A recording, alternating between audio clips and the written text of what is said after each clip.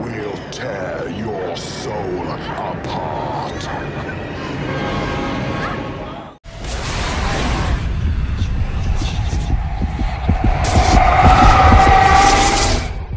Hi everyone, and welcome to day 28 of my 31 Days of Horror, and today is an exciting day, I suppose, when it comes to talking about this movie. And today is the day 30 years ago, October 28th, 1986, if my maths is correct. But today is the day 30 years ago when two of my guest intros started filming their roles in this iconic movie. I think you can see it behind me, but the movie I've watched today has been Hellraiser. And the two special guests I've got are Nicholas Vince, who played the chattering Cenobites in the film, and I've also got Simon Bamford, who played Butterball. Now, before I continue with the review, guys, let's just check these intros out, and then we'll get talking about the film. Hi, I'm Simon Bamford, Butterball from Hellraiser and Hellraiser 2, welcoming you to the 31 Days of Horror, in aid of the Bleak Holt Animal Sanctuary. Enjoy. Hi, my name's Nicholas Vince, and I played the Chatterer Cenobite in Clive Barker's Hellraiser, one of the 31 films that Christopher Dunn is going to be reviewing this merry month of October, which is great that he's doing this in October 2016, because it is literally 30 years since we filmed in North London, in Cricklewood, in the production village. And a shout out to Bleak Holt Animal Sanctuary and for all the good work they do there. Enjoy the movies, Christopher.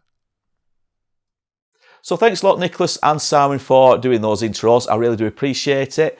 And I can't believe it's 30 years ago this year when Hellraiser went into production. 30 years ago. But, you know, I'm really pleased it's 30 years ago today when you guys started filming your roles in this film. So that's why I've left this review until the 28th. That just gives it a bit more meaning. It's a bit more special. So yeah, I really do appreciate it, guys. So if you're watching it, many, many thanks. So as for the movie, Hellraiser.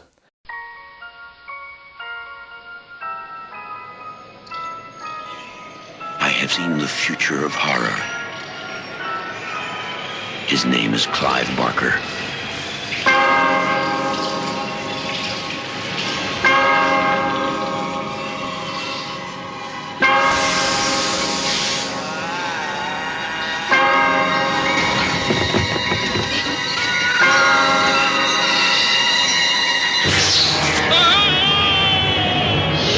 Hellraiser, beyond any terror you have imagined. A nightmare. No.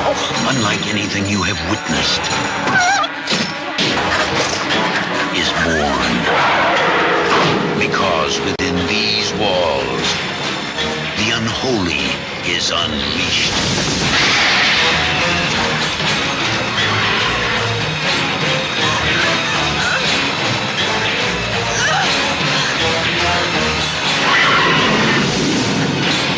Hellraiser, a film by Clive Barker. We'll tear your soul apart.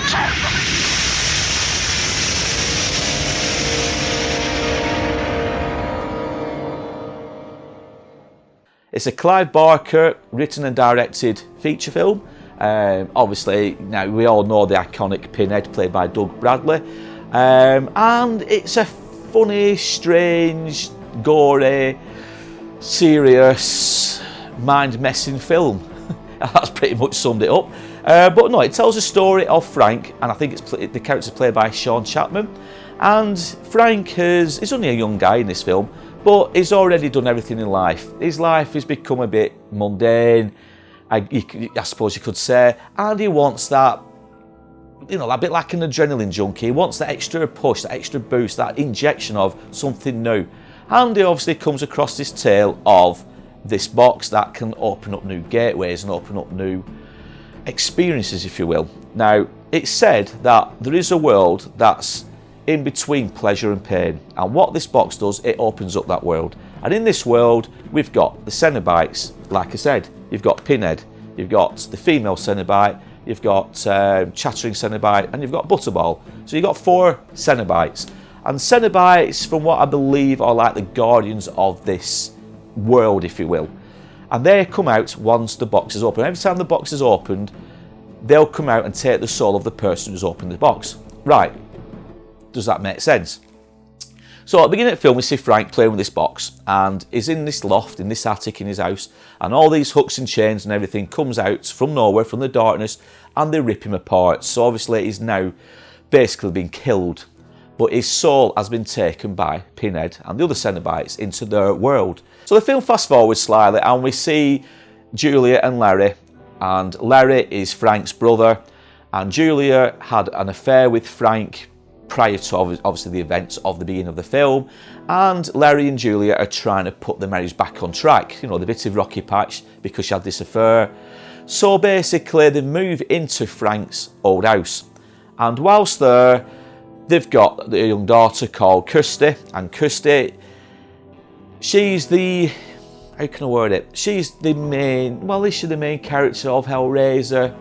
She's the main instigator of what is to come in the film Hellraiser, but you would have to say perhaps Julia and Frank are the two main characters of the film. So the movie starts to develop as soon as Larry and Julia move into the house, and whilst they're taking this, I think it's a bed or a settee, or there's some kind of, you know, housing furniture up these steps, Larry cuts his hand. And then while they're in the attic and his hand's bleeding, he drips blood on the floorboards and the blood seeps through. And it kickstarts the, oh, what's the word I'm looking for? Basically, it brings back Frank from the dead. It's a bit sick, it's a bit gory, it's a bit like a zombie, if you will. But yeah, the blood rejuvenates, if you will, the dead body of Frank, or the pieces of Frank. Sounds a bit gory, you got to watch it to understand what I mean. And it's not long before Frank comes back from the dead via Larry's blood, but he's only like a corpse. He's got no skin. It's just all flesh, if you will, and bone. It's, you know, it's quite gruesome, but the effects are good for its time. And obviously Julia stumbles across Frank when she's up there, and because she's still got these, she still carries these feelings for Frank, she basically will do what he asks. And what he asks is that she brings people to the attic, to the loft where he's hiding in the shadows. He'll kill them and he'll drink their blood, and every time he drinks their blood or takes the blood of these people, he becomes stronger each and every time. So, you know, he'll be able to walk at one point, then he starts to get his skin back, albeit in patches, but he's getting his strength back ultimately. But what he has also done is he managed to escape from the clutches of Pinhead in this alternate world, in this alternate dimension, if you will. So obviously that's not allowed, you know, whoever goes into this cube, into this box, into the world of Pinhead and all them, once you're in it, you're not supposed to leave it. It's like a giant maze, and we see that in future films, so I won't talk too much about that. But yeah, but because he's found a way out, he's escaped from the clutches of Pinhead, then this is where things take a sinister turn. Now Julie in the film, she starts to bring all these different characters to the attic, and she lures them with her, you know, her looks and her flirting and what have you. These blokes who she's picking up think they're in for a good night, and obviously she gets them to the attic, and this is where Frank takes over and kills them. Now there's a scene in it where Kirsty comes across this box, this old box, and she's played about with it. And also at this stage, she's also encountered Frank, and he's threatened her and this, that, the other. But as soon as she opens up the box and then Pinhead arrives, she actually says to the Cenobites, look, I know where Frank is, because basically they come out into the loft, they see this dead body of Larry. Now at this point, Frank has killed his brother Larry. He's actually, you know, took his skin, he's took his blood and everything else. It's just a lifeless corpse on the floor, blood and bones, if you will. And when the Cenobites arrive and Pinhead says to Kirsty, you know, who did this, who committed this, and she says Frank did it, and they said, well, that's impossible, you know, Frank can't have done, and she says, well, I'll prove it, I'll bring him to you. Now because Kirsty's opened the box, she has to go with the Cenobites. You know, she's opened the box, that is the actual risk you take. As soon as you open that box, no matter who you are the Cenobites' property, basically. You have to go with them, they take your soul. But she bargains with them. She like says, well, I'll bring you Frank for my own life, for my own safety, to which they agree at the start. Now obviously this is what she does, she traps Frank in the room, the Cenobites reappear, Pinhead takes Frank, the hooks come from the walls and this, that, the other, and they rip him apart. And he says something on the lines of this, you know, Jesus wept, I think he says, the famous line, Jesus wept. And originally that word or that phrase wasn't included in the script. It was something that they put in, or the actor put in at the last minute, and it works. So the Cenobites have retaken Frank's soul, if you will. But they backtrack on the deal with Kirsty. So Kirsty's now panicking, she's fighting for her life. She ends up running down steps and her boyfriend appears, and there's all these monsters appear, not just the Cenobites, but there's another monster that's chasing her through the house. And basically, she gets out of the house, and that is when the portals close. And then obviously the Cenobites, they're trapped back in their own world, along with obviously Frank. But the portal closes, so she's now safe for the time being. And it's such a strange story, guys. It's a very quick film. I mean, I don't think it's that long a film. 93 minutes. So it's just over an hour and a half long, but it packs a lot in. There's a lot, happening all the time. The effects in the film, Pinhead, as we all know, guys, is iconic with those pins in his head. Doug Bradley plays a perfect part. Now, I met Doug Bradley at this year's HorrorCon in Rotherham, and he's such a fantastic guy to talk to. Took photographs of people, willing to talk to people about the film, and I've even got a short clip of him doing his famous walk. I'll try and show you guys a 30-second clip of that and see what you think.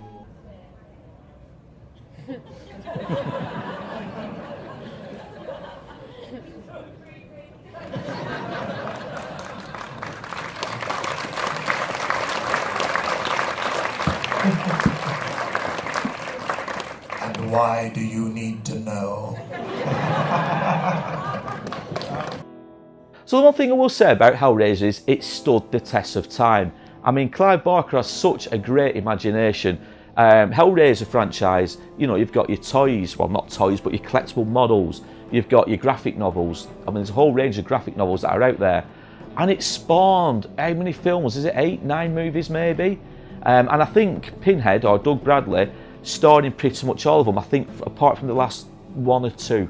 I'm not sure of the exact titles. But they tried to keep as many people involved in the film as possible, which is good because it kept the continuity flowing, if you will. But but Hellraiser, is it scary? I wouldn't say it's scary as such, but it's more gory. There is a lot of gore in the film, quite a bit of violence obviously that accompanies the gore. But yeah, the gore factor, there's a hell of a lot of it, a lot of bloodshed in these films. I love Hellraiser, the first one.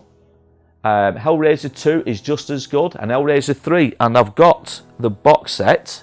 I've actually got the 3 box set in front of me here. But the first 3 movies are really, really good. Not too sure about the rest, but you know, that's a video for another day. But they stood the test of time without a doubt. And like I said, you know, meeting these characters like I did with Doug Bradley way back in March, I think it were, or May this year. A great experience, you know, and a great fella to talk to. But yeah, Hellraiser really is a good story, and it's different in that it's not your usual run-of-the-mill horror.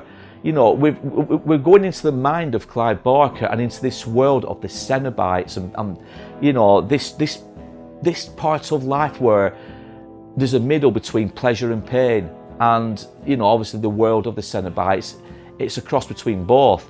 Because there's a lot of pain in the Hellraiser movies, and we see it as the films continue. You know, we see the mazes that they go into, and that's notably, I suppose, in the second movie. But yeah, he's got such a good imagination as Clive Barker. Hellraiser, it really is a good film. If you've seen Hellraiser, comment down below. How do you think the film went? Do you think it still stands the test of time? Is it up there as one of the best iconic horror films of all time? We've got some iconic characters, but is it one of the best iconic films ever done? I love the film, I love the franchise, I think everything about it is brilliant. It takes a lot of getting into, a lot of thinking about. There's more to this story than I've just touched upon. You know, it's a bit more in depth, because some people say that Pinhead isn't the bad guy in the end. You know, he's only doing what he's supposed to, and that is to take the souls with him. You know, people have opened the box due to greed, and Pinhead is simply following the rules. You open the box, we take your soul. Simple as that. Don't matter who you are, doesn't matter if it's a mistake. You've played with the box, you've opened the gateway. they've come to take your soul. So the people who are doing the box, who are opening the box, you could say, oh, the guilty people. They're the ones who are the bad people in the film, not the Cenobites. It depends how you look at it. It depends how you look at the film.